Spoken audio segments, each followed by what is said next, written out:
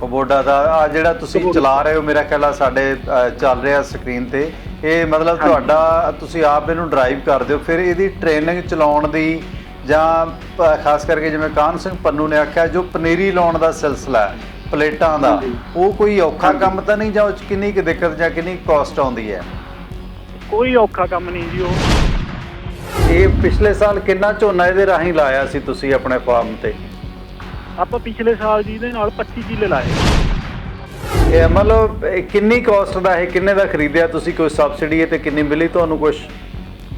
ਹਾਂਜੀ, ਇਹ ਆਪਾਂ ਨੂੰ 11.5 ਦਾ ਖਰੀਦਿਆ ਸੀ, 11.5 ਲੱਖ ਦਾ, ਤੇ ਇੱਥੇ 50% ਸਬਸਿਡੀ ਸੀ। ਨਹੀਂ, ਪਿਛਲੇ ਸਾਲ ਤੈਨੂੰ ਆਪਣੇ ਵਾਸਤੇ ਹੀ ਵਰਤਿਆ ਸੀ ਜੀ, ਤੇ ਇਸ ਵਾਰ ਕਿਸਾਨ ਵੀਰਾਂ ਨੇ ਦੇਖ ਕੇ ਸਾਨੂੰ ਪਿਛਲੇ ਸਾਲ ਝਾੜ ਨੂੰ ਦੇਖ ਕੇ ਸ਼ੁਰੂ ਤੋਂ ਦੇਖਦੇ ਰਹੇ ਆਪਣੀ ਫਸਲ ਨੂੰ ਕਿ ਕਿਵੇਂ ਵੱਧ ਰਹੀ ਹੈ, ਗਰੋਥ ਕਿਵੇਂ ਹੈ, ਝਾੜ ਵਧੀਆ ਹੈ, ਉਸ ਹਿਸਾਬ ਨਾਲ ਦੇਖ ਕੇ ਇਸ ਵਾਰ ਕਿਸਾਨ ਨੇ ਪਹਿਲਾਂ ਹੀ ਸਾਈਆਂ ਫੜਾਉਣੀਆਂ ਸ਼ੁਰੂ ਕਰਤੀਆਂ ਸੀ ਕਿ ਸਾਡੀ ਲਾਇਓ, ਸਾਡੀ ਲਾਇਓ। ਇਹਦੇ 'ਚ ਇੱਕ ਆਪਾਂ ਕਿਸਾਨ ਵੀਰਾਂ ਦਾ ਬਹੁਤ ਵੱਡਾ ਫਾਇਦਾ ਕਰ ਰਹੇ ਹਾਂ ਕਿ ਪਨੀਰੀ ਆਪਾਂ ਅਗਲੇ ਦੇ ਖੇਤ 'ਚ ਜਾ ਕੇ ਖੁਦਰ ਲਵਾ ਕੇ ਆਉਂਦੇ ਹਾਂ, ਉਹਨੂੰ ਦੱਸਦੇ ਹਾਂ ਵੀ ਇੱਦਾਂ ਪਨੀਰੀ ਦੀ ਟ੍ਰੇਨਿੰਗ ਮਤਲਬ ਤੁਹਾਡੀ ਆਪਣੀ ਹੈ ਨਾ? ਹਾਂਜੀ ਹਾਂ, ਹਾਂਜੀ। ਇਹ ਬਹੁਤ ਕਿਸਾਨ ਵੀਰਾਂ ਨੂੰ ਬਹੁਤ ਜ਼ਿਆਦਾ ਡਿਫੀਕਲਟੀ ਆਈ ਹੈ ਇਸ 'ਚ।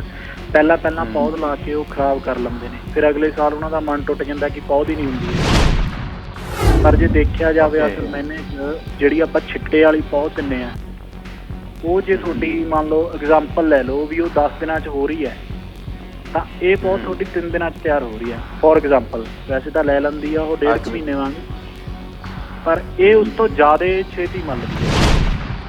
ਜੇ ਆਪਾਂ ਹਾਈ ਲੈਵਲ 'ਤੇ ਥੋੜ੍ਹਾ ਕੰਮ ਆਪਾਂ ਲੈ ਕੇ ਜਾਈਏ, ਫੋਰ ਐਗਜ਼ਾਮਪਲ ਰੈਂਟ 'ਤੇ ਹੀ ਚੱਲੀਏ, ਆਪਾਂ ਬੰਦੇ ਨੇ ਸਬਸਿਡੀ 'ਤੇ ਲੈ ਲਈ ਅਤੇ ਉਹਨੇ ਰੈਂਟ ਦਾ ਹੀ ਕੰਮ ਕਰਨਾ ਹੈ, ਮੈਂ ਦਾਅਵੇ ਨਾਲ ਕਹਿਣਾ ਬੰਦਾ 100 ਕਿੱਲਾ ਕਰੇ, ਇੱਕ ਸੀਜ਼ਨ ਦੇ ਵਿੱਚ ਮਸ਼ੀਨ ਫ੍ਰੀ ਕਰ ਲਏਗਾ, ਕਿਉਂਕਿ 4500 ਤੱਕ ਰੇਟ ਇਹਦਾ ਉਮੀਦ ਹੈ ਇਸ ਵਾਰ ਜਾਣ ਦਾ, ਕਿ ਬੰਦੇ ਨੇ ਪਨੀਰੀ ਵੀ ਆਪ ਲਗਾਉਣੀ ਆ, ਸਾਰਾ ਕੁਛ ਆਪ ਕਰਨਾ ਹੈ।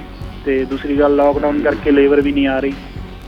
ਕੁਛ ਲੋਕ ਇਹੋ ਜਿਹੇ ਆ 5-5 ਹਜ਼ਾਰ 'ਤੇ ਵੀ ਚੱਲ ਰਹੇ ਆ, ਉਹ ਕੁਛ ਕਿਸਾਨਾਂ ਦੀ ਮਜਬੂਰੀ ਹੈ, ਲੇਬਰ ਨਾ ਆਉਣ ਕਰਕੇ ਲਵਾਈ ਜਾਂਦੇ ਆ, ਪਰ ਇੰਨਾ ਰੈਂਟ ਹੈ ਨਹੀਂ।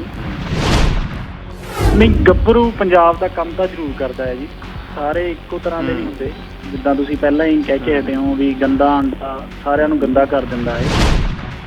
ਕੁਛ ਕੁ ਨੌਜਵਾਨ ਪੀੜ੍ਹੀ ਹੈ ਇਹੋ ਜਿਹੀ ਜਿਹੜੀ ਅੱਜ ਕੱਲ੍ਹ ਨਸ਼ਿਆਂ ਵੱਲ ਜਾ ਰਹੀ ਹੈ, ਪਰ ਮੈਂ ਸਾਰੇ ਭਰਾਵਾਂ ਨੂੰ ਇਹੀ ਚੀਜ਼ ਕਹੂੰਗਾ ਕਿ ਮਨ ਲਾ ਕੇ ਸਾਰਾ ਖੇਤੀ ਦਾ ਕੰਮ ਕਰੋ। ਜਿਨ੍ਹਾਂ ਕੋਲ ਜ਼ਮੀਨਾਂ ਨੇ ਜਾਂ ਠੇਕੇ 'ਤੇ ਲੈਂਦੇ ਨੇ, ਬਾਹਰ ਨੂੰ ਨਾ ਭੱਜੋ, ਆਪਣਾ ਪੰਜਾਬ ਛੱਡ ਕੇ ਬਾਹਰਲੇ ਦੇਸ਼ਾਂ 'ਚ ਨੂੰ ਨਾ ਜਾਓ, ਇੱਥੇ ਹੀ ਬਾਹਰਲਾ ਦੇਸ਼ ਹੈ। ਦੇਖੋ, ਇਹ ਸਟੂਡੈਂਟਾਂ ਨੂੰ ਮਾਂ ਪਿਓ ਨੂੰ ਕੰਟਰੋਲ ਕਰਨਾ ਚਾਹੀਦਾ। ਇਹ ਵਿਗੜੇ ਹੋਏ ਬੱਚੇ ਮਾਂ ਪਿਓ ਪਿੱਛੇ ਇਹਨਾਂ ਨੂੰ ਪੈਸੇ ਭੇਜਦੇ ਨੇ, ਇੱਥੇ ਦੇ ਕਾਨੂੰਨ ਟੋਲਰੇਟ ਨਹੀਂ ਕਰਦਾ, ਫਿਰ ਇਹ ਅੱਖਾਂ 'ਚ ਘਸੁੰਨਦੇ ਦੇ ਰੋਣਗੇ ਜਦੋਂ ਡਿਪੋਰਟ ਇਹਨਾਂ ਨੂੰ ਕਰ ਦਿੱਤਾ। ਕੁੜੀਆਂ ਨੂੰ ਛੇੜਨਾ, ਸ਼ਰਾਰਤਾਂ ਕਰਨੀਆਂ। ਹੁਣ ਲੇਡੀਜ਼ ਨੇ ਕੱਲ੍ਹ ਕਾਲ ਕਰਕੇ ਇੱਥੇ ਇੱਕ ਪ੍ਰੋਗਰਾਮ 'ਚ ਕਿਹਾ ਕਿ ਜੇ ਉਹ ਮੈਚਿਓਰ ਕੋਈ ਲੇਡੀ ਜਾਂਦੀ ਆ, ਉਹਨੂੰ ਇਹ ਕਹਿੰਦੇ ਆ ਉਹ ਤਾਂ ਛੱਡ ਭੈਣ ਜੀ ਆ। ਇਹੋ ਜਿਹੀਆਂ ਗੱਲਾਂ ਕਰਦੇ ਨੇ ਬੱਚੇ। ਇਹਨਾਂ ਦੇ ਪੇਰੈਂਟਸ ਨੂੰ ਕੇਅਰਫੁਲ ਹੋ ਜਾਣਾ ਚਾਹੀਦਾ ਕਿ ਇਹਨਾਂ ਨੂੰ ਸਮਝਾ ਕੇ ਭੇਜੋ, ਅਦਰਵਾਈਜ਼ ਲੋਕ ਇੱਥੋਂ ਦੇ ਬੜੇ ਇਹਨਾਂ ਤੋਂ ਅੱਕੇ ਹੋਏ ਨੇ ਔਰ ਗੌਰਮੈਂਟ ਨੂੰ ਸ਼ਿਕਾਇਤਾਂ ਕਰਦੇ ਨੇ, ਇਹ ਡਿਪੋਰਟ ਹੋਣਗੇ। ਇਹਨਾਂ ਦੇ ਨਾਲ ਗਾਂਹ ਨੂੰ ਰਸਤਾ ਵੀ ਬੰਦ ਹੋਏਗਾ। ਜਿਹੜੇ ਵਿਚਾਰਿਆਂ ਨੇ ਹੋਰਾਂ ਨੇ, ਜਿਹੜੇ ਗਰੀਬ ਬੱਚੇ ਇੱਥੇ ਆ ਕੇ ਪੜ੍ਹਦੇ ਨੇ, ਬੜੀ ਤੰਗੀ 'ਚ ਉਹ ਮਤਲਬ ਪਿੱਛੋਂ ਜ਼ਮੀਨਾਂ ਗਹਿਣੇ ਕਰਕੇ ਮਾਂ ਪਿਓ ਭੇਜਦੇ ਨੇ, ਉਹਨਾਂ ਦਾ ਫਿਊਚਰ ਵੀ ਇਹ ਖਰਾਬ ਕਰਨਗੇ ਜੀ। ਸਤਿਕਾਰਤ ਦਰਸ਼ਕਾਂ ਦਾ ਇਸ ਵਕਫੇ ਤੋਂ ਬਾਅਦ ਪ੍ਰੋਗਰਾਮ ਹੈਲੋ ਗਲੋਬਲ ਗੱਲਬਾਤ ਦੇ ਵਿੱਚ ਪਰਮਿੰਦਰ ਸਿੰਘ ਟਿਵਾਣਾ ਵੱਲੋਂ ਪਟਿਆਲਾ ਸਟੂਡੀਓ ਤੋਂ ਸਵਾਗਤ ਹੈ। ਇਹ ਪ੍ਰੋਗਰਾਮ ਭਾਰਤੀ ਸਮੇਂ ਮੁਤਾਬਕ ਮੰਗਲਵਾਰ ਤੋਂ ਸ਼ਨੀਵਾਰ ਲਗਾਤਾਰ 5 ਦਿਨ ਸ਼ਾਮੀ 7:30 ਵਜੇ ਤੋਂ ਲੈ ਕੇ 8:30 ਵਜੇ ਤੱਕ ਪਟਿਆਲਾ ਸਟੂਡੀਓ 'ਚ ਪੇਸ਼ ਕੀਤਾ ਜਾਂਦਾ ਹੈ।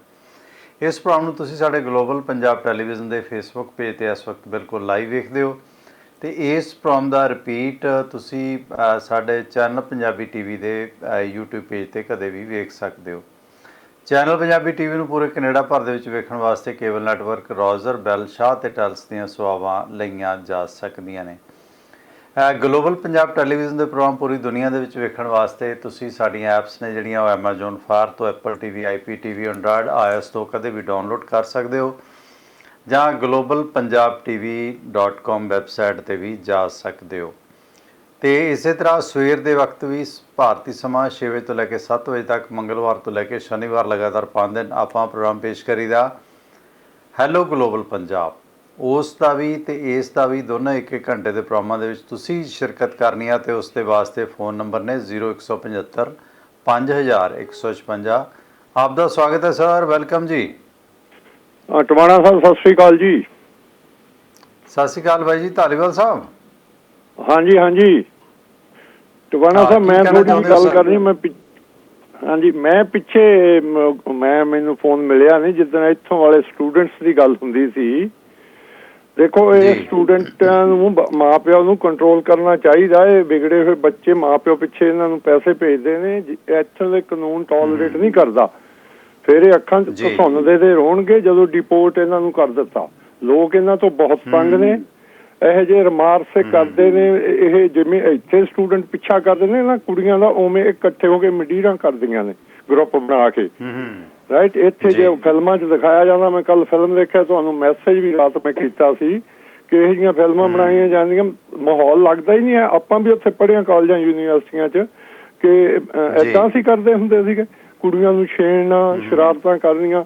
ਹੁਣ ਲੇਡੀਜ਼ ਨੇ ਕੱਲ ਕਾਲ ਕਰਕੇ ਇੱਥੇ ਇੱਕ ਪ੍ਰੋਗਰਾਮ 'ਚ ਕਿਹਾ ਕਿ ਜੇ ਉਹ ਮੈਚਿਓਰ ਕੋਈ ਲੇਡੀ ਜਾਂਦੀ ਆ, ਉਹਨੂੰ ਇਹ ਕਹਿੰਦੇ ਆ ਉਹ ਤਾਂ ਛੱਡ ਭੈਣ ਜੀ ਆ। ਫਿਰ ਇੱਕ ਲੇਡੀ ਤੇ ਰਿਮਾਰਕ ਕੀਤੇ, ਉਹ ਤਾਂ ਤੋਕੜ ਆ। ਇਹੋ ਜਿਹੀਆਂ ਗੱਲਾਂ ਕਰਦੇ ਨੇ ਬੱਚੇ। ਇਹਨਾਂ ਦੇ ਪੇਰੈਂਟਸ ਨੂੰ ਕੇਅਰਫੁਲ ਹੋ ਜਾਣਾ ਚਾਹੀਦਾ ਕਿ ਇਹਨਾਂ ਨੂੰ ਸਮਝਾ ਕੇ ਭੇਜੋ। ਅਦਰਵਾਈਜ਼ ਲੋਕ ਇੱਥੋਂ ਦੇ ਬੜੇ ਇਹਨਾਂ ਤੋਂ ਅੱਕੇ ਹੋਏ ਨੇ ਔਰ ਗੌਰਮੈਂਟ ਨੂੰ ਸ਼ਿਕਾਇਤਾਂ ਕਰਦੇ ਨੇ। ਇਹ ਡਿਪੋਰਟ ਹੋਣਗੇ। ਇਹਨਾਂ ਦੇ ਨਾਲ ਗਾਂਹ ਨੂੰ ਰਸਤਾ ਵੀ ਬੰਦ ਹੋਏਗਾ। ਜਿਹੜੇ ਵਿਚਾਰਿਆਂ ਨੇ ਹੋਰਾਂ ਨੇ, ਜਿਹੜੇ ਗਰੀਬ ਬੱਚੇ ਇੱਥੇ ਆ ਕੇ ਪੜ੍ਹਦੇ ਨੇ, ਬੜੀ ਤੰਗੀ 'ਚ ਉਹ ਮਤਲਬ ਪਿੱਛੋਂ ਜ਼ਮੀਨਾਂ ਗਹਿਣੇ ਕਰਕੇ ਮਾਂ ਪਿਓ ਭੇਜਦੇ ਨੇ, ਉਹਨਾਂ ਦਾ ਫਿਊਚਰ ਵੀ ਇਹ ਖਰਾਬ ਕਰਨਗੇ ਜੀ। ਬਸ ਮੈਂ ਇੰਨਾ ਹੀ ਕਹਿਣਾ। ਥੈਂਕ ਯੂ ਜੀ, ਮਿਹਰਬਾਨੀ ਧਾਲੀਵਾਲ ਸਾਹਿਬ। ਦੇਖੋ, ਜਿਹੜੇ ਪਾੜੇ ਵਿਦੇਸ਼ਾਂ ਚੀਕ ਚਹਾੜਾ ਪਾਉਂਦੇ ਨੇ, ਮੇਰੀ ਗੁਜ਼ਾਰਿਸ਼ ਹੈ ਕਿ ਦੇਖੋ ਮੋਢਿਆਂ ਤੋਂ ਥੁੱਕਣ ਦੀ ਉਮਰ ਹੈ, ਚੰਨ ਤੇ ਥੁੱਕਦੇ ਨੇ ਲੋਕ। ਸੋ ਇਹਨਾਂ ਨੂੰ ਸਮਝਾਉਣ ਦੀ ਜ਼ਰੂਰਤ ਹੈ, ਕਾਉਂਸਲਿੰਗ ਦੀ ਜ਼ਰੂਰਤ ਹੈ। ਤੁਹਾਡੇ ਕੋਲ ਇੱਕ ਤਰੀਕਾ ਹੈ, ਕੈਮਰਾ ਸਭ ਤੋਂ ਵੱਡਾ ਅੱਜ ਕੱਲ੍ਹ ਮਾਸਟਰ ਹੈ। ਤੁਸੀਂ ਕੈਮਰੇ ਲਾਓ, ਇਹਨਾਂ ਦੀਆਂ ਵੀਡੀਓ ਬਣਾਓ ਤੇ ਫਾਰਵਰਡ ਕਰੋ, ਵਾਇਰਲ ਕਰੋ। ਕਈ ਸਾਰੇ ਅਦਾਰੇ ਨੇ, ਸਾਨੂੰ ਭੇਜੋ, ਤਹਿਲਕਾ ਨੂੰ ਭੇਜੋ, ਕਿਸੇ ਵੀ ਅਦਾਰੇ ਨੂੰ ਭੇਜੋ। ਜੋ ਨਹੀਂ ਲਾਉਂਦੇ ਤਾਂ ਇਹਨਾਂ ਦੀਆਂ ਵੀਡੀਓ ਵਾਇਰਲ ਕਰਕੇ ਇਹਨਾਂ ਦੀ ਔਕਾਤ ਦਿਖਾਓ ਕਿ ਇਹ ਕੀ ਕਰਦੇ ਨੇ। ਜਿਸ ਤਰ੍ਹਾਂ ਈਵਟੀਜ਼ਿੰਗ ਕਰਦੇ ਨੇ, ਬਦਤਮੀਜ਼ੀਆਂ ਕਰਦੇ ਨੇ, ਤੇ ਇਹਨਾਂ ਨੂੰ ਸਬਕ ਸਿਖਾਉਣਾ ਬਹੁਤ ਜ਼ਰੂਰੀ ਹੈ, ਕਿਉਂਕਿ ਇਹਦੇ ਨਾਲ ਕੌਮ ਕਮਿਊਨਿਟੀ ਦੀ ਬਦਨਾਮੀ ਹੁੰਦੀ ਹੈ। ਗੰਦਾ ਅੰਡਾ ਇੱਕ ਹੈ ਤੇ ਸਾਰਿਆਂ 'ਤੇ ਗੰਦ ਪਾਉਂਦਾ ਹੈ। ਇੱਕ ਲਿਬੜੀ ਮੱਝ ਸਾਰੇ ਛੱਪੜ ਨੂੰ ਗੰਦਾ ਕਰਦੀ ਹੈ। ਸੋ ਇਸ ਕਰਕੇ ਇਹ ਜਿਹੜੇ 1-2% ਤੋਂ ਵੀ ਘੱਟ ਲੋਕ ਨੇ, ਇਹਨਾਂ ਨੂੰ ਨਕੇਲ ਪਾਉਣ ਦੀ ਜ਼ਰੂਰਤ ਹੈ। ਇਸ ਵਕਤ ਅਗਾਂਹ ਵਧੂ ਕਿਸਾਨ ਨੇ, ਨੌਜਵਾਨ ਨੇ, ਸਟੂਡੈਂਟ ਵੀ ਨੇ। ਸਿਮਰਜੀਤ ਸਿੰਘ ਰਟੌਲ ਪਿੰਡ ਭੋਜੋਮਾਜਰੀ ਤੋਂ ਆਪਣੇ ਨਾਲ ਜੁੜੇ ਨੇ, ਜਿਨ੍ਹਾਂ ਨੇ ਪੈਡੀ ਟਰਾਂਸਪਲਾਂਟ ਮਸ਼ੀਨ ਲਿਆਂਦੀ ਹੈ। ਉਹਨਾਂ ਦੇ ਤਜਰਬੇ ਸਾਂਝੇ ਕਰਦੇ ਹਾਂ। ਰਟੌਲ ਸਾਹਿਬ ਸਵਾਗਤ ਹੈ। ਸਤਿ ਸ਼੍ਰੀ ਅਕਾਲ ਜੀ। ਸਤਿ ਸ਼੍ਰੀ ਅਕਾਲ ਜੀ। ਸਤਿ ਸ਼੍ਰੀ ਅਕਾਲ ਜੀ। ਰਟੌਲ ਸਾਹਿਬ, ਮੈਂ ਜਾਣਨਾ ਚਾਹਾਂਗਾ ਜਿਹੜਾ ਤੁਸੀਂ ਪੈਡੀ ਸਤਿ ਸ਼੍ਰੀ ਅਕਾਲ। ਸਤਿ ਸ਼੍ਰੀ ਅਕਾਲ। ਇਹ ਜਿਹੜਾ ਪੈਡੀ ਟਰਾਂਸਪਲਾਂਟਰ ਲਿਆਂਦਾ ਤੁਸੀਂ, ਕਦੋਂ ਲਿਆਂਦਾ, ਕਿਹੜੀ ਕੰਪਨੀ ਦਾ, ਕਿੰਨੀ ਕੁ ਕਾਸਟ ਹੈ, ਕੀ ਇਹਦੇ ਰਿਜ਼ਲਟ ਨੇ? ਪਿਛਲੇ ਸਾਲ ਲਾਇਆ ਸੀ, ਕਿਵੇਂ ਰਿਹਾ ਝੋਨਾ ਇਹਦੇ ਨਾਲ ਪਾਲਿਆ ਹੋਇਆ? ਹਾਂਜੀ, ਇਹ ਆਪਾਂ ਲਿਆ ਸੀ ਜੀ ਪਿਛਲੇ ਸਾਲ। ਅੱਛਾ। ਤੇ ਇਹ ਹੈਗਾ ਜੀ ਕਬੋਟਾ ਦਾ। ਕਬੋਟਾ ਦਾ ਆ ਜਿਹੜਾ ਤੁਸੀਂ ਚਲਾ ਰਹੇ ਹੋ, ਮੇਰਾ ਖਿਆਲ ਆ ਸਾਡੇ ਚੱਲ ਰਿਹਾ ਸਕਰੀਨ ਤੇ। ਇਹ ਮਤਲਬ ਤੁਹਾਡਾ, ਤੁਸੀਂ ਆਪ ਇਹਨੂੰ ਡਰਾਈਵ ਕਰਦੇ ਹੋ। ਫਿਰ ਇਹਦੀ ਟ੍ਰੇਨਿੰਗ ਚਲਾਉਣ ਦੀ, ਜਾਂ ਖਾਸ ਕਰਕੇ ਜਿਵੇਂ ਕਾਹਨ ਸਿੰਘ ਪੰਨੂ ਨੇ ਆਖਿਆ, ਜੋ ਪਨੀਰੀ ਲਾਉਣ ਦਾ ਸਿਲਸਿਲਾ ਹੈ ਪਲੇਟਾਂ ਦਾ, ਉਹ ਕੋਈ ਔਖਾ ਕੰਮ ਤਾਂ ਨਹੀਂ, ਜਾਂ ਉਹ 'ਚ ਕਿੰਨੀ ਕੁ ਦਿੱਕਤ ਜਾਂ ਕਿੰਨੀ ਕਾਸਟ ਆਉਂਦੀ ਹੈ? ਕੋਈ ਔਖਾ ਕੰਮ ਨਹੀਂ ਜੀ, ਉਹ ਬਹੁਤ ਹੀ ਸੌਖਾ ਹੈ। ਤੇ ਥੋੜੀ ਜਿਹੀ ਉਹਦੇ 'ਚ ਆਪਾਂ ਨੂੰ ਇਹ ਆ ਵੀ ਲੇਬਰ ਦੇ ਬੰਦੇ ਆਪਾਂ ਨੂੰ ਵੱਧ ਰੱਖਣੇ ਪੈਂਦੇ ਆ। ਅੱਛਾ। ਲੇਬਰ ਦੇ ਜੇ ਆਪਾਂ ਨਾਲ ਲੱਗੀਏ ਮਾਲਕ ਨਾਲ, ਤਾਂ 4 ਬੰਦੇ ਤੁਹਾਡੇ ਨਾਲ ਲੇਬਰ ਵਾਲੇ ਹੋਣ, ਬਹੁਤ ਹੀ ਵਧੀਆ ਕੰਮ ਚੱਲਦਾ ਹੈ ਜੀ। ਕੋਈ ਇਹ ਨਹੀਂ ਵੀ ਆਪਾਂ ਨੂੰ ਬਹੁਤ ਜ਼ਿਆਦਾ ਲੇਬਰ ਦੀ ਲੋੜ ਹੈ ਜਾਂ ਬਹੁਤ ਹੀ ਔਖਾ ਕੰਮ ਹੈ। ਕੋਈ ਔਖਾ ਕੰਮ ਨਹੀਂ, ਬਹੁਤ ਸੌਖਾ ਕੰਮ ਹੈ ਜੀ।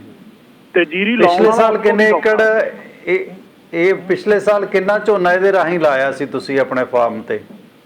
ਆਪਾਂ ਪਿਛਲੇ ਸਾਲ ਜੀ ਇਹਦੇ ਨਾਲ 25 ਕਿੱਲੇ ਲਾਏ ਸੀ। ਅੱਛਾ, 25 ਕਿੱਲੇ ਲਾਏ ਸੀ। ਓਕੇ। ਇਹ ਮਤਲਬ ਕਿੰਨੀ ਕਾਸਟ ਦਾ, ਇਹ ਕਿੰਨੇ ਦਾ ਖਰੀਦਿਆ ਤੁਸੀਂ? ਕੋਈ ਸਬਸਿਡੀ ਹੈ ਤੇ ਕਿੰਨੀ ਮਿਲੀ ਤੁਹਾਨੂੰ ਕੁਛ? ਹਾਂਜੀ, ਇਹ ਆਪਾਂ ਨੂੰ 11.5 ਦਾ ਖਰੀਦਿਆ ਸੀ, 11.5 ਲੱਖ ਦਾ, ਤੇ ਇੱਥੇ 50% ਸਬਸਿਡੀ ਸੀ। ਮਤਲਬ 5.5 ਲੱਖ ਦਾ ਤੁਹਾਨੂੰ ਪੈ ਗਿਆ? ਹਾਂਜੀ, 5.5 ਚ ਪੈ ਗਿਆ ਸੀ ਜੀ ਇਹ। ਓਕੇ। ਅੱਛਾ, ਇਹ ਕਿੰਨੇ ਕੁ ਸਮੇਂ 'ਚ ਮਤਲਬ ਕੰਮ ਨਿਬੇੜ ਦਿੰਦਾ ਤੁਹਾਡੇ ਆਪਣੇ? ਜਿਵੇਂ ਤੁਸੀਂ 25 ਏਕੜ ਲਾਏ ਨੇ, ਤੁਹਾਨੂੰ ਕਿੰਨਾ ਕੁ ਫਾਇਦਾ ਮਤਲਬ ਇਹਦੇ 'ਚ ਹੋ ਗਿਆ? ਕਿਰਾਇਆ ਵਗੈਰਾ ਤਾਂ ਤੁਸੀਂ ਰੈਂਟ ਤੇ ਨਹੀਂ ਕੀਤਾ, ਇਹਨੂੰ ਵਰਤਿਆ ਜਾਂ ਆਪਣੇ ਵਾਸਤੇ ਹੀ ਵਰਤਿਆ? ਨਹੀਂ, ਪਿਛਲੇ ਸਾਲ ਤਾਂ ਇਹਨੂੰ ਆਪਣੇ ਵਾਸਤੇ ਹੀ ਵਰਤਿਆ ਸੀ ਜੀ, ਤੇ ਇਸ ਵਾਰ ਅੱਛਾ। ਬਹੁਤ ਕਿਸਾਨ ਵੀਰਾਂ ਨੇ ਦੇਖ ਕੇ ਸਾਨੂੰ ਪਿਛਲੇ ਸਾਲ ਝਾੜ ਨੂੰ ਦੇਖ ਕੇ ਸ਼ੁਰੂ ਤੋਂ ਦੇਖਦੇ ਰਹੇ ਅੱਛਾ। ਆਪਣੀ ਫਸਲ ਨੂੰ ਕਿ ਕਿਵੇਂ ਵੱਧ ਰਹੀ ਹੈ, ਗਰੋਥ ਕਿਵੇਂ ਹੈ, ਝਾੜ ਵਧੀਆ ਹੈ, ਉਸ ਹਿਸਾਬ ਨਾਲ ਦੇਖ ਕੇ ਇਸ ਵਾਰ ਕਿਸਾਨ ਨੇ ਪਹਿਲਾਂ ਹੀ ਸਾਈਆਂ ਫੜਾਉਣੀਆਂ ਸ਼ੁਰੂ ਕਰਤੀਆਂ ਸੀ ਕਿ ਸਾਡੀ ਲਾਇਓ, ਸਾਡੀ ਲਾਇਓ। ਇਹਦੇ ਨਾਲ ਫਿਰ ਕੀ ਕੋਸਟ, ਕੀ ਰੇਟ ਨਿਕਲਿਆ? ਮਸ਼ੀਨ ਨਾਲ ਲਵਾਈ ਦਾ ਕੀ ਰੇਟ ਹੈ ਤੇ ਉਦਾਂ ਲੇਬਰ ਦਾ ਕੀ ਰੇਟ ਹੈ ਪੰਜਾਬ 'ਚ ਇਸ ਵਕਤ ਕਿ ਏਕੜ ਦਾ? ਸਰ ਪੰਜਾਬ 'ਚ ਤਾਂ ਜਿਵੇਂ ਲੋਕਡਾਊਨ ਚੱਲ ਰਿਹਾ ਜੀ, ਲੋਕਡਾਊਨ ਰਹਿੰਦੇ ਰਹਿੰਦੇ ਤਾਂ 4000 ਰੁਪਇਆ ਵੀ ਮੰਗ ਰਿਹਾ ਲੋਕੀ ਏਕੜ ਦਾ। ਏਕੜ ਦਾ ਜੀ 4000। ਅੱਛਾ, ਮਸ਼ੀਨ ਦੀ ਤਾਂ ਮੇਰੇ ਖਿਆਲ ਕੋਈ ਕੋਸਟ ਅਜੇ ਨਿਕਲੀ ਨਹੀਂ, ਜਾਂ ਕੋਈ ਲੋਕ ਪੰਜਾਬ 'ਚ ਲਾਉਂਦੇ ਨੇ? ਕੀ ਰੇਟ ਆ ਉਹਨਾਂ ਦਾ ਜਿਹੜੇ? ਓਕੇ, ਹਾਂਜੀ, ਮਸ਼ੀਨ ਦੀ ਕਾਸਟ ਕੋਈ ਨਹੀਂ ਨਿਕਲੀ ਹਲੇ। ਵੈਸੇ ਉਮੀਦ ਹੈ ਅੱਛਾ, ਕਿ ਜਿਵੇਂ 4000 4200 4300 ਤੱਕ ਹੀ ਰਹੂਗੀ। ਉਸ ਦਾ ਕਾਰਨ ਇਹ ਹੈ ਵੀ ਮਤਲਬ ਉਹਦੇ ਪੈਰਲਰ ਹੀ ਰਹੇਗੀ। ਪੈਰਲਰ ਹੀ ਹੈ ਓਕੇ। ਜੀ। ਤੇ ਇਹਦੇ 'ਚ ਇੱਕ ਆਪਾਂ ਕਿਸਾਨ ਵੀਰਾਂ ਦਾ ਬਹੁਤ ਵੱਡਾ ਫਾਇਦਾ ਕਰ ਰਹੇ ਹਾਂ ਕਿ ਪਨੀਰੀ ਆਪਾਂ ਅਗਲੇ ਦੇ ਖੇਤ 'ਚ ਜਾ ਕੇ ਖੁਦਰ ਲਵਾ ਕੇ ਆਉਂਦੇ ਹਾਂ, ਉਹਨੂੰ ਦੱਸਦੇ ਹਾਂ ਵੀ ਏਦਾਂ ਓਕੇ, ਪਨੀਰੀ ਦੀ ਟ੍ਰੇਨਿੰਗ ਮਤਲਬ ਤੁਹਾਡੀ ਆਪਣੀ ਹੈ, ਹਨਾ? ਹਾਂਜੀ, ਹਾਂ, ਹਾਂਜੀ। ਅੱਛਾ, ਇਹਦੇ 'ਚ ਇਹ ਨਹੀਂ ਹੋ ਸਕਦਾ ਜਿਵੇਂ ਜਿਸ ਬੰਦੇ ਕੋਲ ਇੱਕ, ਜਿਸ ਤਰ੍ਹਾਂ ਹੁਣ ਝੋਨੇ ਦੀ ਬੀਜਾਂ ਦਾ ਵੀ ਰੌਲਾ ਪੈ ਗਿਆ, ਜਿਵੇਂ ਹੁਣ ਤੁਹਾਨੂੰ ਟ੍ਰੇਨਿੰਗ ਹੋ ਗਈ ਹੈ ਕਿ ਤੁਸੀਂ ਆਪਣੇ ਪੱਧਰ ਤੇ ਪਨੀਰੀ ਵੀ ਖੁਦ ਬੀਜ ਲਓ। ਪਨੀਰੀ ਦੀ ਕੋਸਟ, ਕਿਉਂਕਿ ਕਿਸਾਨ ਨੇ ਜਿਹਨੇ 4 ਏਕੜ 5 ਏਕੜ ਲਵਾਉਣਾ, ਉਹ ਨਵੇਂ ਨੂੰ ਉਹਨੂੰ ਪਾਲਣੀ ਨਹੀਂ ਆਉਂਦੀ। ਅੱਗੇ ਤੋਂ ਇਦਾਂ ਦਾ ਤਰੀਕਾ ਵੀ ਬਣ ਸਕਦਾ ਕਿ ਬੀਜ ਆਪਣੇ ਵਧੀਆ ਲਿਆ ਕੇ ਪਨੀਰੀ ਦੀ ਕੋਸਟ ਵੀ ਤੁਸੀਂ ਉਹਨੂੰ ਦੇ ਦਿਓ। ਤੁਸੀਂ ਲਾਰਜ ਸਕੇਲ ਤੇ ਪਨੀਰੀ ਲਾਓ, ਵੱਡੇ ਪੱਧਰ ਤੇ ਲਾਓ, ਉਹ ਮੇਰੇ ਖਿਆਲ ਜ਼ਿਆਦਾ ਬਿਹਤਰ ਹੈ, ਕਿਉਂਕਿ ਨਵੇਂ ਕਿਸਾਨ ਤੋਂ ਪਲਦੀ ਨਹੀਂ। ਜਿਵੇਂ ਕਾਹਨ ਸਿੰਘ ਪੰਨੂ ਨੇ ਦੱਸਿਆ ਕਿ ਉਹਨਾਂ ਨੂੰ ਕਈ ਵਾਰੀ ਪਾਲਣੀ ਨਹੀਂ ਆਉਂਦੀ, ਸੜ ਜਾਂਦੀ ਹੈ। ਹਾਂਜੀ, ਇਹ ਬਹੁਤ ਕਿਸਾਨ ਵੀਰਾਂ ਨੂੰ ਬਹੁਤ ਜ਼ਿਆਦਾ ਡਿਫੀਕਲਟੀ ਆਈ ਹੈ ਇਸ ਚੀਜ਼ 'ਚ। ਪਹਿਲਾਂ ਪੌਦ ਲਾ ਕੇ ਉਹ ਖਰਾਬ ਕਰ ਲੈਂਦੇ ਨੇ, ਫਿਰ ਅਗਲੇ ਸਾਲ ਉਹਨਾਂ ਦਾ ਮਨ ਟੁੱਟ ਜਾਂਦਾ ਕਿ ਪੌਦ ਹੀ ਨਹੀਂ ਹੁੰਦੀ ਹੈ।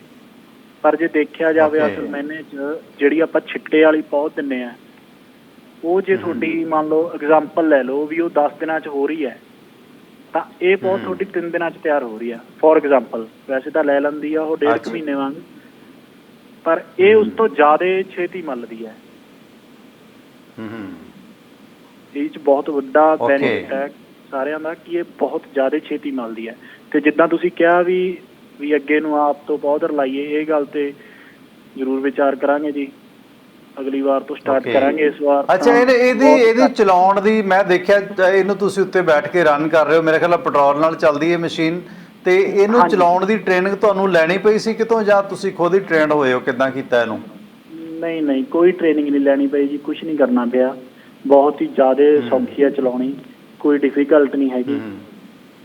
ਬੰਦਾ ਇੱਕ ਵਾਰ ਸਟੀਅਰਿੰਗ ਫੜ ਕੇ ਇਹਨੂੰ ਆਪਣੇ ਆਪ ਟਰਾਈ ਕਰੇਗਾ, 2 ਏਕੜ ਤੋਂ ਬਾਅਦ ਉਹਨੂੰ ਚਲਾਉਣੀ ਆ ਜਾਏਗੀ। ਓਕੇ, ਇੱਕ ਸੀਜ਼ਨ ਦੇ ਵਿੱਚ ਕੀ ਰਿਜ਼ਲਟ ਵੇਖਦੇ ਹੋ ਰਟੌਲ ਸਾਹਿਬ? ਕੀ ਰਿਜ਼ਲਟ ਵੇਖਦੇ ਹੋ ਆਉਣ ਵਾਲੇ ਸਮੇਂ 'ਚ ਕਿ ਜਿਸ ਤਰ੍ਹਾਂ ਲੇਬਰ ਦੀ ਦਿੱਕਤ ਆ ਰਹੀ ਹੈ? ਇੱਕ ਵਾਰੀ ਤਾਂ ਕਹਿੰਦੇ ਸੀ ਲੋਕ ਝੋਨਾ ਲਾਉਣਾ ਛੱਡ ਦੇਣਗੇ, ਪਰ ਜਿਸ ਤਰ੍ਹਾਂ ਇਹ ਮਸ਼ੀਨਾਂ ਆ ਗਈਆਂ ਨੇ, ਮੇਰੇ ਖਿਆਲ ਸਾਲ 2 ਸਾਲ 'ਚ ਕੋਸਟ ਆਪਣੀ ਕੱਢ ਸਕਦੀ ਹੈ ਮਸ਼ੀਨ ਇਸ ਹਿਸਾਬ ਨਾਲ। ਜੇ 4000 ਦਾ ਰੇਟ ਹੈ, 25 ਏਕੜ ਲਾਇਆ, ਤੁਸੀਂ ਹਿਸਾਬ ਲਾ ਲਓ ਕਿੰਨੇ ਦੀ ਹੋ ਗਈ ਹੈ। 1000 ਰੁਪਏ ਖਰਚਾ ਵੀ ਲਾ ਲਓ, ਹੋਰ ਲਾ ਲਓ, ਮਤਲਬ ਘਾਟੇ ਦਾ ਸੌਦਾ ਨਹੀਂ ਹੈ ਜੇ ਕਿਸਾਨ ਇਹਨੂੰ ਸਬਸਿਡੀ ਤੇ ਲੈਂਦੇ ਆ ਜਾਂ ਕੋਆਪਰੇਟਿਵ ਸੁਸਾਇਟੀ ਬਣਾ ਕੇ ਲੈਂਦੇ ਆ। ਇਹ ਸਰ ਜਿਹੜੀ ਤੁਹਾਡੇ ਕੋਲੇ ਕੁਬੋਟਾ ਦੀ ਮਸ਼ੀਨ ਹੈ, ਇੱਕ ਸਵਾਲ ਹੋਰ ਹੈ ਰਟੌਲ ਸਾਹਿਬ, ਜਿਵੇਂ ਕੁਬੋਟਾ ਦੀ ਮਸ਼ੀਨ ਹੈ, ਕਿੰਨੇ ਕਪੈਸਿਟੀ ਦੀ ਹੈ ਇਹ, ਤੇ ਇਹ ਸੀਜ਼ਨ ਦੇ ਵਿੱਚ ਜਾਂ ਇੱਕ ਦਿਨ 'ਚ ਕਿੰਨਾ ਝੋਨਾ ਲਾ ਸਕਦੀ ਹੈ? ਹਾਂਜੀ, ਮੈਂ ਤੁਹਾਡੇ ਦੋਨੇ ਸਵਾਲਾਂ ਦੇ ਜਵਾਬ ਦੇਣਾ ਚਾਹੁੰਦਾ ਜੀ। ਜਿੱਦਾਂ ਆਪਾਂ ਪਹਿਲਾਂ ਤੁਸੀਂ ਕਰਿਆ ਸੀ ਕਿ ਆਪਣਾ ਵੀ ਕਿੱਦਾਂ ਇਹਨੂੰ ਬੰਦਾ ਡਰਾਈਵ ਕਰੇਗਾ ਜਾਂ ਕੀ ਕਰਦਾ ਹੈ, ਕਿੰਨੀ ਔਖੀ ਹੈ। ਜੇ ਆਪਾਂ ਕਿਸੇ ਬੰਦੇ ਨੂੰ ਸਟੀਅਰਿੰਗ ਫੜਾਈਏ ਜੀ ਕਾਰ ਦਾ, ਪਹਿਲੇ ਦਿਨ 'ਚ ਤਾਂ ਕੋਈ ਨਹੀਂ ਸਿੱਖਦਾ। ਉਹਨੂੰ ਥੋੜਾ ਟਾਈਮ ਚਲਾਉਣ ਤੋਂ ਬਾਅਦ ਉਹ ਆਪਣੇ ਆਪ ਸਿੱਖ ਜਾਂਦਾ ਹੈ। ਇਸੇ ਤਰ੍ਹਾਂ ਇਹ ਮਸ਼ੀਨ ਦਾ ਹੈ ਜੀ, ਇਹਨੂੰ ਬੰਦਾ 1 ਏਕੜ 1.5 ਏਕੜ 2 ਏਕੜ ਲਾਉਣ ਤੋਂ ਬਾਅਦ ਖੁਦ ਡਰਾਈਵ ਕਰਨ ਲੱਗ ਜਾਂਦਾ ਹੈ। ਤੇ ਦੂਜੀ ਗੱਲ, ਜੇ ਆਪਾਂ ਹਾਈ ਲੈਵਲ ਤੇ ਥੋੜਾ ਕੰਮ ਆਪਾਂ ਲੈ ਕੇ ਜਾਈਏ, ਫੋਰ ਐਗਜ਼ਾਮਪਲ ਰੈਂਟ ਤੇ ਹੀ ਚੱਲੀਏ, ਆਪਾਂ ਬੰਦੇ ਨੇ ਸਬਸਿਡੀ ਤੇ ਲੈ ਲਈ ਤੇ ਉਹਨੇ ਰੈਂਟ ਦਾ ਹੀ ਕੰਮ ਕਰਨਾ ਹੈ, ਮੈਂ ਦਾਅਵੇ ਨਾਲ ਕਹਿਣਾ ਬੰਦਾ 100 ਕਿੱਲਾ ਕਰੇ, ਇੱਕ ਸੀਜ਼ਨ ਦੇ ਵਿੱਚ ਮਸ਼ੀਨ ਫ੍ਰੀ ਕਰ ਲੇਗਾ ਉਹ। ਓਕੇ, ਕਿਉਂਕਿ 4500 ਤੱਕ ਰੇਟ ਇਹਦਾ ਉਮੀਦ ਹੈ ਇਸ ਵਾਰ ਜਾਣ ਦਾ, ਕਿ ਬੰਦੇ ਨੇ ਪਨੀਰੀ ਵੀ ਆਪ ਲਗਾਉਣੀ ਆ, ਸਾਰਾ ਕੁਝ ਆਪ ਕਰਨਾ ਹੈ। ਤੇ ਦੂਸਰੀ ਗੱਲ, ਲਾਕਡਾਊਨ ਕਰਕੇ ਲੇਬਰ ਵੀ ਨਹੀਂ ਆ ਰਹੀ। ਕੁਝ ਲੋਕ ਇਹੋ ਜਿਹੇ ਆ 5-5 ਹਜ਼ਾਰ ਤੇ ਵੀ ਚੱਲ ਰਹੇ ਆ, ਉਹ ਕੁਝ ਕਿਸਾਨਾਂ ਦੀ ਮਜਬੂਰੀ ਹੈ, ਲੇਬਰ ਨਾ ਆਉਣ ਕਰਕੇ ਲਵਾਈ ਜਾਂਦੇ ਆ, ਪਰ ਇੰਨਾ ਰੈਂਟ ਹੈ ਨਹੀਂ ਜੀ। ਇੱਕ ਸੀਜ਼ਨ ਦੇ ਵਿੱਚ ਬੰਦਾ ਕਿਸ ਕੰਟਰੀ ਦੀ ਬਣੀ ਹੈ? ਇਹਦੀ ਕੋਈ ਮੇਨਟੇਨੈਂਸ, ਇਹਦੀ ਕੋਈ ਮੁਰੰਮਤ ਵਗੈਰਾ, ਕੋਈ ਸੰਦ ਵੀ ਟੁੱਟਦਾ, ਕੋਈ ਦਿੱਕਤ ਵੀ ਆਉਂਦੀ ਹੈ? ਕੁਝ ਨਹੀਂ ਟੁੱਟਦਾ ਜੀ ਦਾ, ਕੁਝ ਨਹੀਂ ਟੁੱਟਦਾ। ਸਿਰਫ ਇਹਦੇ 'ਚ ਇੱਕ ਪ੍ਰੋਬਲਮ ਹੈ, ਜਿਹੜੀ ਆਪਾਂ ਜ਼ਮੀਨ ਜਿਹਦੇ ਕੋਲੇ ਰੋੜੀਆਂ ਨੇ, ਬਰੀਕ ਰੋੜੀ ਹੈ ਜਾਂ ਰੋੜੇ ਕਹਿ ਦਿੰਦੇ ਆਪਾਂ, ਕੰਕਰ, ਉਹ ਜਦੋਂ ਆਪਾਂ ਲਵਾਉਂਦੇ ਆ ਪੌਦ, ਉਹਦੇ ਵਿੱਚੋਂ ਪੌਦ 'ਚ ਰਹਿ ਜਾਂਦੇ ਆ ਥੋੜੇ ਬਰੀਕ। ਜਦੋਂ ਫਿਰ ਆਪਾਂ ਲਵਾਉਂਦੇ ਆ, ਇਹਦੀ ਲਵਾਈ ਕਰਦੇ ਆ ਜ਼ਮੀਨ ਦੇ ਵਿੱਚ ਮਸ਼ੀਨ ਨਾਲ, ਉਹ ਜਦੋਂ ਸਟੈਪ ਉਹਨੂੰ ਫੜਦੀ ਹੈ ਨਾ, ਜੀਰੀ ਨੂੰ, ਦਾਲ ਨੂੰ, ਉਹ ਵਿੱਚ ਰੋੜੀ ਆ ਜਾਂਦੀ ਹੈ, ਉਹਦੇ ਨਾਲ ਸਟੈਪ ਦਾ ਮੂੰਹ ਖੁੱਲ੍ਹ ਜਾਂਦਾ ਹੈ ਜੀ। ਇੱਕ ਤਾਂ ਉਹਨੇ ਮਿੱਟੀ ਚੱਕਣੀ ਆ, ਇੱਕ ਪੱਕੀ ਰੋੜੀ ਆ ਗਈ, ਰੋੜੀ ਕਾਰਨ ਉਹਦਾ ਮੂੰਹ ਖੁੱਲ੍ਹ ਗਿਆ, ਬਸ ਉਹ ਉੱਥੇ ਪਲੇ ਮਾਰਨ ਲੱਗ ਜਾਂਦੀ ਆ। ਉਹ ਥੋੜੀ ਜੀ 2-4 ਕਰਮਾਂ ਅੱਗੇ ਜਾ ਕੇ ਬੰਦੇ ਨੂੰ ਪਤਾ ਲੱਗ ਜਾਂਦਾ ਹੈ ਕਿ ਮੇਰੀ ਮਸ਼ੀਨ 'ਚ ਪਲੇ, ਉਹ ਪਲਾਸ ਨਾਲ ਪਥਰੀਲਾ ਜ਼ਮੀਨ ਜੀ, ਉਹਦਾ ਵੀ ਕੋਈ ਇਹ ਨਹੀਂ ਆਖਰ ਦੇ ਵਿੱਚ ਸਿਮਰਜੀਤ ਜੀ, ਆਖਰ ਦੇ ਵਿੱਚ ਹੋਰ ਇਹਦੇ ਬਾਰੇ ਕੀ ਕਿਸਾਨਾਂ ਨੂੰ ਜਾਂ ਸਾਡੇ ਪੰਜਾਬੀਆਂ ਨੂੰ ਕੀ ਸੁਨੇਹਾ ਦੇਣਾ ਚਾਹੁੰਦੇ ਹੋ ਇਹਦੇ ਬਾਰੇ ਹੋਰ ਜਾਂਦੇ? ਸਭ ਤੋਂ ਵੱਡਾ ਸੁਨੇਹਾ ਤਾਂ ਮੈਂ ਸਾਰੇ ਵੀਰਾਂ ਨੂੰ ਇਹੀ ਦੇਣਾ ਚਾਹੁੰਦਾ ਜੀ, ਕਿਸਾਨ ਭਰਾਵਾਂ ਨੂੰ, ਕਿ ਜਿਨ੍ਹਾਂ ਨੂੰ ਲੇਬਰ ਦੀ ਸ਼ਾਰਟੇਜ ਹੈ, ਜਿਨ੍ਹਾਂ ਕੋਲੇ ਜ਼ਮੀਨ ਜ਼ਿਆਦਾ ਹੈ ਜਾਂ ਠੇਕੇ ਤੇ ਲੈ ਰਹੇ ਨੇ, ਉਹ ਇਹ ਮਸ਼ੀਨਾਂ ਲੈਣ, ਆਪਣੀ ਜੀਰੀ ਲਾਉਣ। ਬਹੁਤ ਬੈਨੀਫਿਟ ਹੈ, ਲੇਬਰ ਤੋਂ ਬਹੁਤ ਜ਼ਿਆਦਾ ਬੱਚਤ ਹੈ।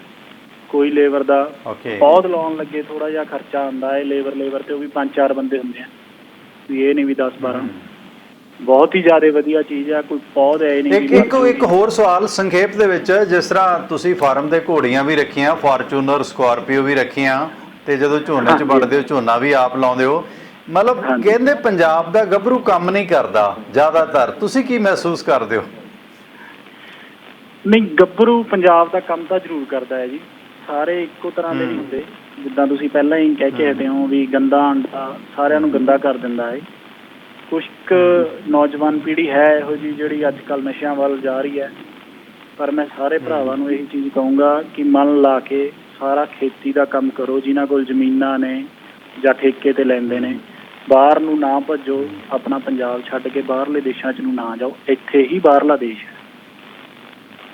ਮੈਂ ਵੇਖਿਆ ਤੁਸੀਂ ਆ ਜਿਹੜਾ ਸਾਇਲੇਜ ਬਣਾਉਣ ਦੀ ਤੁਹਾਡੀ ਉਹ ਮਸ਼ੀਨ ਵੀ ਚੱਲ ਰਹੀ ਹੈ, ਮੇਰੇ ਖਿਆਲ ਚਾਰਾ ਬਣਾਉਣ ਦੀ, ਮੱਕੀ ਵੱਢ ਰਹੇ ਹੋ ਨਾ? ਹਾਂਜੀ, ਗਾਈਆਂ ਨੂੰ, ਗਾਈਆਂ ਲਈ ਬਹੁਤ ਧੰਨਵਾਦ। ਹਾਂਜੀ, ਅਚਾਰ ਬਣਾ ਰਹੇ ਉਹਦਾ, ਸਾਇਲੇਜ ਲਈ ਉਹਦਾ ਕੁੱਟ ਰਹੇ ਹੋ। ਸਾਡੇ ਐਡੀਟਰ ਨੇ ਪਾਤਾ, ਉਹ ਵੀ ਵਿੱਚ ਨਾਲ ਫੁਟੇਜ ਪਾ ਦਿੱਤੀ ਹੈ ਝੋਨੇ ਦੇ ਸਾਇਲੇਜ ਬਣਾਉਣ ਵਾਲੀ ਮਸ਼ੀਨ। ਸੋ ਬਹੁਤ ਬਹੁਤ ਧੰਨਵਾਦ ਰਟੌਲ ਸਾਹਿਬ। ਸੋ ਨਾਭੇ ਦੇ ਲਾਗੇ ਭੋਜੋ ਮਾਜਰੀ ਦੇ ਵਿੱਚ ਫਾਰਮ ਹੈ, ਬਹੁਤ ਵਧੀਆ ਫਾਰਮ ਇਹਨਾਂ ਦਾ, ਰਟੌਲ ਪਰਿਵਾਰ ਦਾ। ਸਿਮਰਜੀਤ ਸਿੰਘ ਜੁੜੇ ਸੀ ਨੌਜਵਾਨ ਪੰਜਾਬ ਦੇ। ਸਵਾਗਤ ਹੈ ਸਰ, ਵੈਲਕਮ ਜੀ। ਸੋ ਪੰਜਾਬ ਦੀ ਇਹ ਵੀ ਜਵਾਨੀ ਹੈ। ਸਵਾਗਤ ਹੈ ਸਰ, ਵੈਲਕਮ ਜੀ। ਹਾਂਜੀ, ਸਤਿ ਸ਼੍ਰੀ ਅਕਾਲ ਜਤਵੰਤ ਸਾਹਿਬ। ਸਤਿ ਸ਼੍ਰੀ ਅਕਾਲ ਬਾਈ ਜੀ, ਸਤਿ ਸ਼੍ਰੀ ਅਕਾਲ। ਟਵਾਣਾ ਸਾਹਿਬ, ਇੱਕ ਦਿਨ ਤੁਸੀਂ ਨੇ ਮੁਕਤਸਰ ਸ਼ਹਿਰ ਦੀ ਗੱਲ ਕੀਤੀ ਸੀ, ਤੇ 2-3 ਸਾਲ ਪਹਿਲਾਂ ਇੰਡੀਆ ਗੌਰਮੈਂਟ ਨੇ ਇੱਕ ਸਰਵੇ ਕਰਾਇਆ ਸੀ ਵੀ ਸਭ ਤੋਂ ਗੰਦਾ ਸ਼ਹਿਰ ਕਿਹੜਾ, ਤੇ ਉਹ ਮੁਕਤਸਰ ਸ਼ਹਿਰ ਆਇਆ ਸੀ ਸਭ ਤੋਂ ਗੰਦਾ। ਉਹਦਾ ਕਾਰਨ ਪਤਾ ਕੀ ਆ? ਦੇਖੋ, ਉੱਥੇ 3 ਗੇਰੀ ਸੀਵਰ ਪਾਇਆ, 3 ਗੇਰੀ ਨਹੀਂ ਚੱਲਿਆ।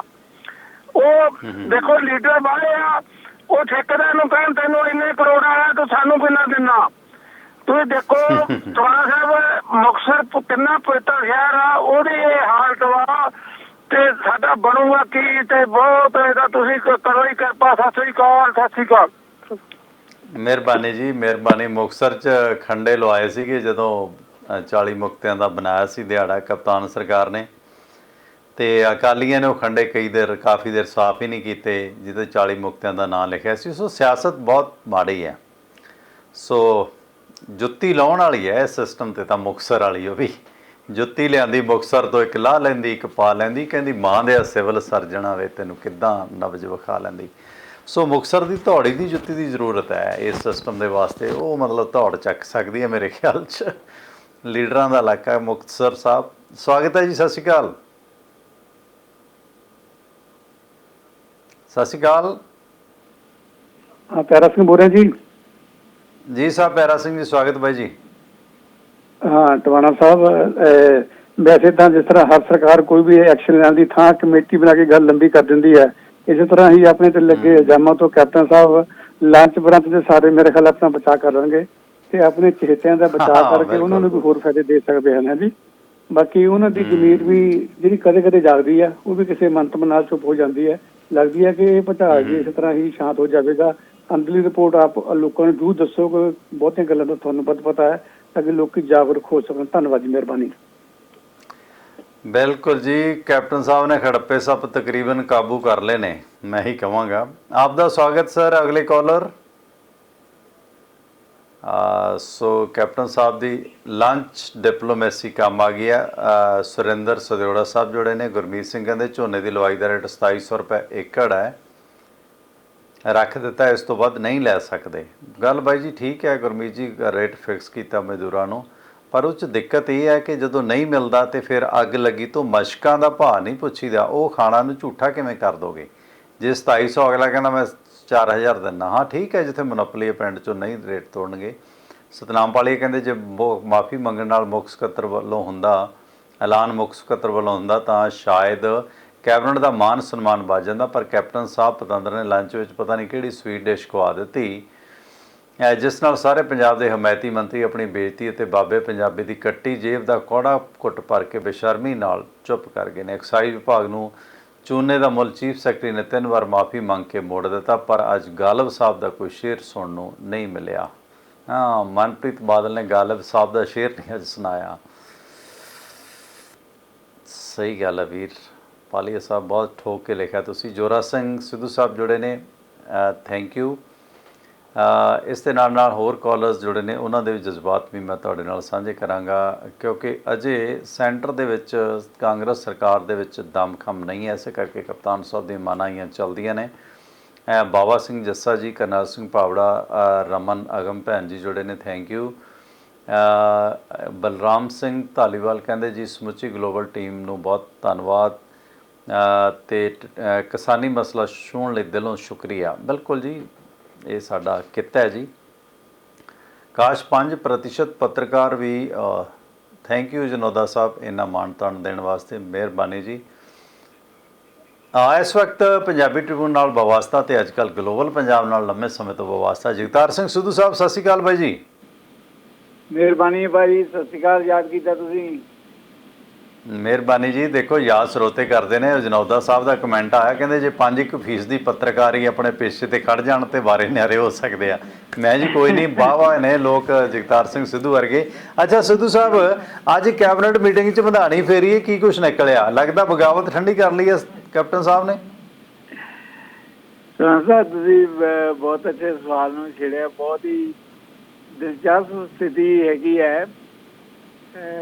ਜਿਸ ਤਰੀਕੇ ਨਾਲ ਹੋਇਆ, ਦੇਖੋ ਜਦੋਂ ਇਹ ਮਾਮਲਾ ਸ਼ੁਰੂ ਹੋਇਆ, ਜਿਹੜੇ ਫੇਵਰ ਸੀ ਮਨਪ੍ਰੀਤ ਬਾਦਲ ਦੇ, ਝੱਲੀ ਦੇ, ਬੜੇ ਤਿੱਖੇ ਸੀ ਇਸ ਮਾਮਲੇ 'ਚ ਕਿ ਦੇਖੋ ਜੀ ਜਿਹੜਾ ਹੈਗਾ ਜੇ ਉੱਥੇ ਚੀਫ ਸੈਕਟਰੀ ਬੈਠਣਗੇ ਤਾਂ ਅਸੀਂ ਉਸ ਮੀਟਿੰਗ 'ਚ ਨਹੀਂ ਆਵਾਂਗੇ।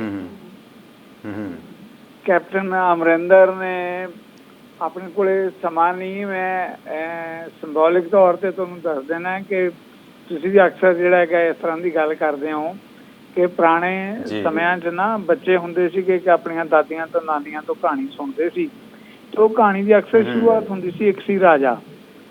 ਉਹ ਤਾਂ ਕਾਲਪਨਿਕ ਸੀ ਤੇ ਜਿਹੜੀ ਆਪਾਂ ਗੱਲ ਕਰ ਰਹੇ ਹਾਂ ਪੰਜਾਬ 'ਚ ਇੱਕ ਹੈ ਮਹਾਰਾਜਾ, ਤੇ ਇਹ ਕਾਲਪਨਿਕ ਨਹੀਂ ਹੈ, ਵਾਸਤਵਿਕਤਾ ਹੈ। ਤੇ ਉਹਨੇ ਪਹਿਲਾਂ ਇੱਕ ਗਰੁੱਪ ਨੂੰ ਲੰਚ ਦੇ ਸੱਦਿਆ, ਫਿਰ ਦੂਜੇ ਨੂੰ ਸੱਦਿਆ ਤੇ ਆਖਰ ਜਿਹੜਾ ਹੈਗਾ ਮਨਪ੍ਰੀਤ ਉਹਨਾਂ ਨੂੰ ਸੱਦਿਆ ਤੇ ਸੱਦ ਕੇ ਜੋ ਕੁਝ ਉੱਥੇ ਪੋਚਾ ਫੇਰਿਆ ਉਹ ਅੱਜ ਦੀ ਜਿਹੜੀ ਕੈਬਨਿਟ ਦੀ ਮੀਟਿੰਗ ਦੀ ਤੁਸੀਂ ਗੱਲ ਕਰ ਰਹੇ ਹੋ ਉਹਦੇ ਸਾਹਮਣੇ ਆ ਗਿਆ। ਇਹ ਬਿਲਕੁਲ ਠੀਕ ਹੈ ਕਿ ਦੋਨਾਂ ਮੰਤਰੀਆਂ ਨੇ ਜਿਹੜੇ ਚਰਚਾ 'ਚ ਰਹੇ ਹੈ, ਮਨਪ੍ਰੀਤ ਬਾਦਲ ਔਰ ਚੰਨੀ, ਦੋਨਾਂ ਨੇ ਆ ਕੇ ਮੀਡੀਆ ਨੂੰ ਵਾਰੀ-ਵਾਰੀ ਆਪਣੇ ਤੌਰ ਤੇ ਕਿਹਾ ਕਿ ਜਿਹੜਾ ਮੁੱਖ ਸਕੱਤਰ ਆ ਉਹਨੇ ਮਾਫੀ ਮੰਗੀ ਹੈ ਇਸ ਮੁੱਦੇ ਦੇ ਉੱਤੇ। ਉਹਨਾਂ ਦੀ ਬਹੁਤ ਹੀ ਦਿਲਚਸਪ ਗੱਲ ਹੈ, ਜੇ 19 ਦਿਨ ਇਸ ਡੰਡ ਬੈਠਕ ਲੱਗ ਕੇ ਚੀਫ ਸਕੱਤਰ ਨੂੰ ਮਾਫੀ ਮੰਗਾਉਣ ਨੂੰ ਲੈ ਕੇ ਹੀ, ਇਹ ਗੱਲ ਤਾਂ ਉਸੇ ਦਿਨ ਹੀ ਨਿਬੜ ਸਕਦੀ ਸੀ। ਔਰ ਮਨਪ੍ਰੀਤ ਬਾਦਲ ਖੁਦ ਕਹਿ ਰਿਹਾ ਹੈ ਕਿ ਉਸੇ ਦਿਨ ਹੀ ਜਿਹੜਾ ਹੈਗਾ ਮੁੱਖ ਸਕੱਤਰ ਨੇ ਕਿਹਾ ਸੀ ਜੀ ਕਿ ਮੈਂ ਮਾਫੀ ਮੰਗਦਾ ਹਾਂ ਫਿਰ ਉਹ ਕਹਿੰਦੇ ਮੇਰੇ ਫਾਦਰ ਦੇ ਜਿਹੜੇ ਡੈਥ ਦਾ ਭੋਗ ਸੀ ਉੱਥੇ ਗਏ ਬਾਦਲ ਪਿੰਡ, ਉੱਥੇ ਜਾ ਕੇ ਉਹਨੇ ਕਿਹਾ ਮਾਫੀ ਮੰਗਦਾ ਹਾਂ। ਤੇ ਹੁਣ ਅੱਜ ਤੀਜੀ ਵਾਰੀ ਪੂਰੀ ਕੈਬਨਿਟ ਦੇ ਸਾਹਮਣੇ ਉਹਨੇ ਕਿਹਾ ਕਿ ਵੀ ਮੈਂ ਸਾਰਿਆਂ ਤੋਂ ਆਪਣੇ ਬਿਹੇਵੀਅਰ ਲਈ ਮਾਫੀ ਮੰਗਦਾ ਹਾਂ। ਤੇ ਜਿਹੜਾ ਅੰਦਾਜ਼ ਹੁੰਦਾ ਹੈ, ਅੰਦਾਜ਼ੇ ਬਿਆਨ ਜਿਹੜਾ ਤੁਹਾਨੂੰ ਪਤਾ ਹੀ ਹੈ ਮਨਪ੍ਰੀਤ ਬਾਦਲ ਦਾ, ਜਿਸ ਸ਼ਹਿਰੋ ਸ਼ਾਇਰੀ ਨਾਲ ਕਰਦੇ ਹੈ ਕਿ ਜੀ ਜਦੋਂ 3 ਵਾਰੀ ਕੋਈ ਬੰਦਾ ਮਾਫੀ ਮੰਗ ਲੇ ਤੇ ਫਿਰ ਮਾਫੀ ਨਾ ਦਿੱਤੀ ਜਾਵੇ ਤਾਂ ਉਹ ਹੰਕਾਰ ਹੈ। ਜਾਨੀ ਉਹਨਾਂ ਨੇ ਕਿਹਾ ਮਾਫੀ ਤਾਂ ਠੀਕ ਹੈ ਸਿੱਧੂ ਸਾਹਿਬ, ਸਭ ਕੁਝ ਠੀਕ ਹੈ, ਪਰ ਜਿਹੜਾ ਪੰਜਾਬ ਦੇ ਨਾਲ ਧੋਖਾ ਹੋਇਆ ਉਹ ਕੌਣ ਮਾਫ ਕਰੇਗਾ? ਜਿਹੜਾ ਪੰਜਾਬ ਦਾ ਰੈਵਨਿਊ 22,000 ਕਰੋੜ ਦਾ ਚੂਨਾ ਲੱਗਦਾ ਹੈ, ਉਹਦੀ ਮਾਫੀ ਕੌਣ ਦੇਵੇਗਾ? ਉਹਦੀ ਜ਼ਿੰਮੇਵਾਰੀ ਕੌਣ ਚੱਕੇਗਾ? ਬਿਲਕੁਲ ਟਵਾਣਾ ਜੀ, ਮੈਂ ਇਸੇ ਗੱਲ ਤੇ ਆ ਰਿਹਾ ਕਿ ਮਾਫੀ ਵਾਲੀ ਗੱਲ ਤਾਂ ਠੀਕ ਹੈ ਕਿ ਮਾਫੀ ਹੋ ਗਈ, ਮੰਨ ਲਈ ਗੱਲ ਕਿ ਉਹਨੇ ਚੀਫ ਸੈਕਟਰੀ ਨੂੰ ਝੁਕਾਤਾ ਕਿ ਮਾਫੀ ਹੋ ਗਈ, ਪਰ ਜਿਹੜੇ ਇਸ਼ੂ ਸੀਗੇ ਉਹ ਇਸ਼ੂ ਤਾਂ ਉਦਾਂ ਹੀ ਸਟੈਂਡ ਕਰਦੇ ਆ ਨਾ। ਇਹ 600 ਕਰੋੜ ਦੀ ਆਪ ਗੱਲ ਕਰਦੇ ਆ, ਅਕਾਲੀ ਦਲ ਵਾਲੇ 5600 ਕਰੋੜ ਦੀ ਗੱਲ ਕਰਦੇ ਆ। ਉਹ ਸਾਰੇ ਮੁੱਦਿਆਂ ਤੇ ਕਿਸੇ ਹੋਰ ਨੇ ਨਹੀਂ ਲਿਆਂਦੇ, ਇਹਨਾਂ ਦੇ ਆਪਣੀ ਕੈਬਨਿਟ ਦੇ ਮਿਨਿਸਟਰ ਨੇ ਹੀ ਕਿਹਾ ਨਾ ਕਿ। ਔਰ ਦੂਜਾ ਤੁਸੀਂ ਦੇਖੋ ਨਾ, ਜਿਹੜੇ ਰਾਜਾ ਵੜਿੰਗ ਵਰਗੇ ਹਰ ਦੂਜੇ ਚੌਥੇ ਦਿਨ ਆਪਣੇ ਵਰਗੇ ਮੀਡੀਆ ਵਾਲੇ ਦੋਸਤਾਂ ਕੋਲੇ ਕੋਈ ਨਾ ਕੋਈ ਏਦਾਂ ਦੀ ਪੁੱਠੀ ਸਿੱਧੀ ਕਮੈਂਟ ਕਰ ਦਿੰਦੇ ਆ ਤੇ ਆਪਣੀ ਚਰਚਾ 'ਚ ਬਣੇ ਰਹਿੰਦੇ ਆ। ਉਹ ਰਾਜਾ ਵੜਿੰਗ ਹੋਣਾ ਨੇ ਆਪ ਇਹ ਕਿਹਾ ਕਿ ਜੀ ਐਡਾ ਵੱਡਾ ਘਾਟਾ, ਇਹਦੀ ਜਾਂਚ ਹੋਣੀ ਚਾਹੀਦੀ ਹੈ। ਉਹ ਹੁਣ ਜਾਂਚ ਕਿੱਥੇ ਜਾਏਗੀ ਇਸ ਮਾਮਲੇ ਨੂੰ ਲੈ ਕੇ? ਕੌਣ ਕਰਾਏਗਾ ਇਸ ਮਾਮਲੇ ਦੀ ਜਾਂਚ?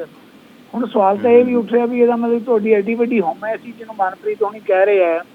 ਜੇ ਮਾਫੀ ਦੀ ਗੱਲ ਤੁਹਾਡੇ ਲਈ ਜਿੰਨਾ ਟਵਾਣਾ ਜੀ ਤੁਸੀਂ ਖੁਦ ਹੀ ਕਹੀ ਹੈ, ਗੱਲ ਕਮੈਂਟ ਕੀਤਾ ਹੈ ਕਿ ਪੰਜਾਬ ਵੱਡਾ ਜਾਂ ਤੁਹਾਡੀ ਮਾਫੀ ਵੀ ਵੱਡੀ ਹੈ। ਮਾਫੀ ਤੁਸੀਂ ਮੰਗ ਲਈ, ਪਰ ਜਿਹੜਾ ਪੰਜਾਬ ਲੁੱਟ ਲਿਆ ਉਹਦੀ ਮਾਫੀ ਕੌਣ ਮੰਗੇਗਾ? ਜੀ ਟਵਾਣਾ ਜੀ ਬਹੁਤ ਵੱਡਾ ਇਸ਼ੂ ਹੈ ਜਿਹੜਾ। ਥੈਂਕ ਯੂ ਸਿੱਧੂ ਸਾਹਿਬ। ਜਿਹੜਾ ਕਰੋੜਾਂ ਦਾ ਬਾਬਾ ਪੰਜਾਬਾ ਲੁੱਟਿਆ ਗਿਆ ਉਹਦਾ ਕੁਝ ਨਹੀਂ ਹੋ ਸਕਿਆ। ਬਲਜੀਤ ਬੱਲ ਕਹਿੰਦੇ ਅਫਸਰ ਲਵੇਰੀ ਮੱਝ ਨੇ। ਤੇ ਖੈਰ ਕੁਲਦੀਪ ਸਿੰਘ ਕਹਿੰਦੇ ਚੰਨੀ ਹੋਰਾਂ ਦੇ ਬੱਕਰੇ ਦੀ ਸੇਵਾ ਦਾ ਚਮਤਕਾਰ ਹੈ। Engineer Kulvir Singh Warraich thank you. So ਸਭ ਸੱਜਣਾਂ ਦਾ ਧੰਨਵਾਦ ਜਿਨ੍ਹਾਂ ਨੇ ਕਮੈਂਟ ਕੀਤੇ ਨੇ। ਸਵੇਰੇ ਫੇਰ ਭਾਰਤੀ ਸਮਾਂ 6 ਵਜੇ ਤੋਂ ਲੈ ਕੇ 7 ਵਜੇ ਤੱਕ ਜੁੜਾਂਗੇ ਪ੍ਰੋਗਰਾਮ ਗਲੋਬਲ ਗੱਲ ਹੈਲੋ ਗਲੋਬਲ ਪੰਜਾਬ ਦੇ ਵਿੱਚ। ਸੋ ਮੇਰੇ ਟੀਮ ਮੈਂਬਰ ਦਕਸ਼ ਬਤਰਾ ਸਾਹਿਬ ਦਾ, ਰਘੂ ਜੀ ਦਾ, ਕੈਮਰਾਮੈਨ ਅਤੁਲ ਵਰਮਾ ਸਾਹਿਬ, ਗੁਰਪ੍ਰੀਤ ਸੱਭਰਵਾਲ ਸਾਹਿਬ, ਸੁਖੀ ਜੀ, ਸਾਰੀ ਟੀਮ ਦਾ ਧੰਨਵਾਦ। ਗੁਰਾਦਿੱਤਾ ਗਿੱਲ, ਸੋਨੂ ਅਰੋੜਾ, ਸੰਦੀਪ ਸਿੰਘ, ਜੋਸ਼ਨ ਸਾਹਿਬ, ਗੁਰਮੀਤ ਸਿੰਘ, ਸਤਨਾਮ ਪਾਲੀਆ, ਸਭ ਸੱਜਣਾਂ ਦਾ ਧੰਨਵਾਦ। ਸੋ ਇਸ ਦੇ ਨਾਲ ਹੀ ਦਿਓ ਆ ਗਿਆ। ਸਤਿ ਸ਼੍ਰੀ ਅਕਾਲ, ਸ਼ਬਾ ਖੈਰ। ਸਾਡਾ ਹਰ ਇੱਕ ਪ੍ਰੋਗਰਾਮ ਦੇਖਣ ਤੇ ਸਾਡੇ ਨਾਲ ਜੁੜਨ ਲਈ ਸਬਸਕ੍ਰਾਈਬ ਕਰੋ ਚੈਨਲ ਪੰਜਾਬੀ ਤੇ ਨੋਟੀਫਿਕੇਸ਼ਨ ਲਈ ਬੈਲ ਆਈਕਨ ਵਾਲੇ ਬਟਨ ਤੇ ਕਲਿੱਕ ਕਰੋ।